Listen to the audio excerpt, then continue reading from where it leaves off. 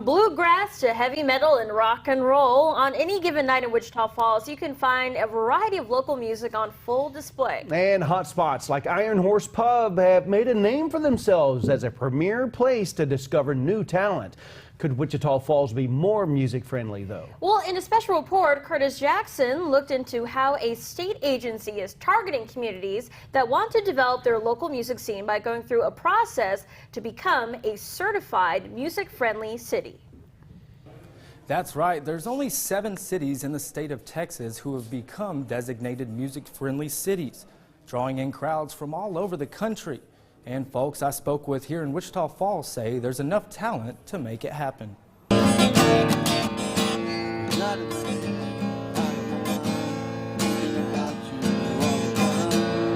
Denton, Texas. Population 136,000. Denton County ranks #1 for having the strongest economic growth in the country.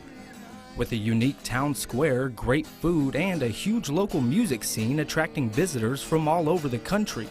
President of Denton Music Arts Collaborative, Nic Bagherpour, believes music has played a big role in the rapid growth of Denton, or at least in the downtown area.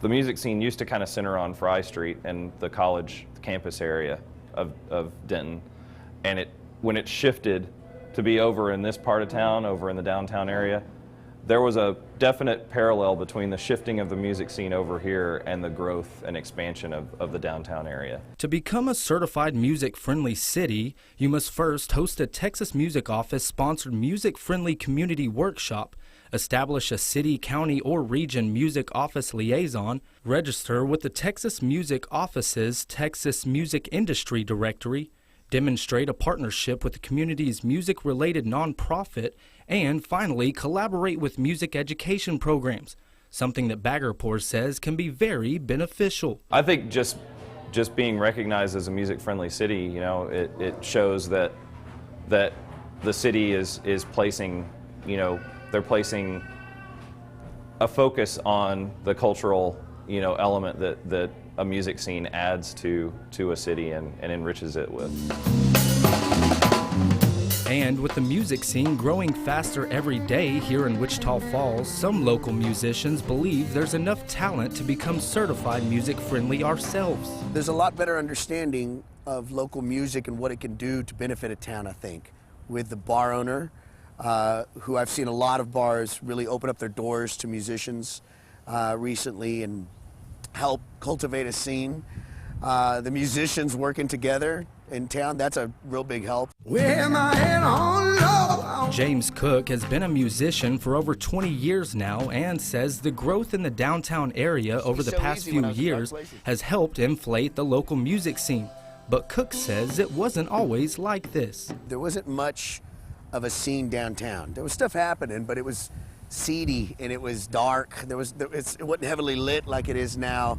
There wasn't much of a push downtown. There's a lot of abandoned, you know, places, so you get a lot of, you know, crime and bad things that happen. But so it wasn't much of a scene. But what there was, you know, you just try to hold on to it. Cook says with social media and the digital age as a whole, it's had a huge influence in the local music scene. Back when I was first starting out, you didn't have social media to help each other out, to get the word out on each other's bands, or to know about each other's bands. If you didn't see the flyer, you didn't make it to the show. And oh, how it has helped. Moving down to the Iron Horse Pub, a local staple here in Wichita Falls that has helped tons of local artists spread their wings. Each musician motivates another musician when they see each other play, if they don't know each other.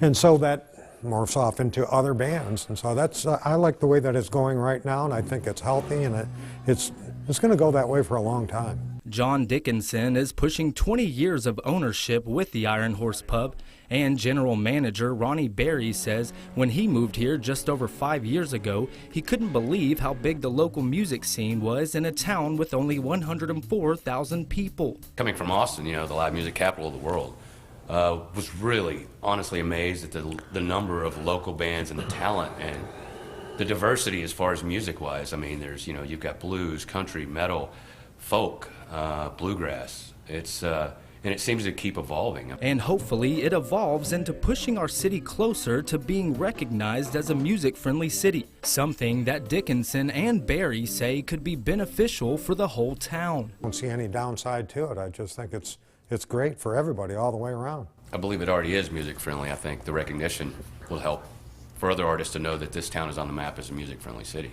Now get this, last year the music industry in Texas accounted for nearly 97,000 permanent jobs, with $4.1 billion in annual earnings and just over $9.6 billion in annual economic activity.